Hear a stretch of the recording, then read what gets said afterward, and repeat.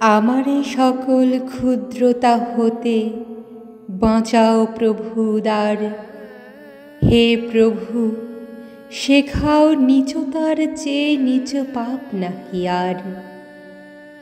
যদি শতেক জন্ম পাপে হই পাপী, যুগ যুগান্ত নরকেও যাপি, জানি জানি প্রভু তারও আছে ক্ষমা, ক্ষমা নাহি নীচতার। ক্ষুদ্র করো না হে প্রভু আমার হৃদয়ের পরিসর, যেন সমঠাঁই পায় শত্রু মিত্র পর। নিন্দা না করি ঈর্ষায় কারো, অন্যের সুখে সুখ পাই আরো।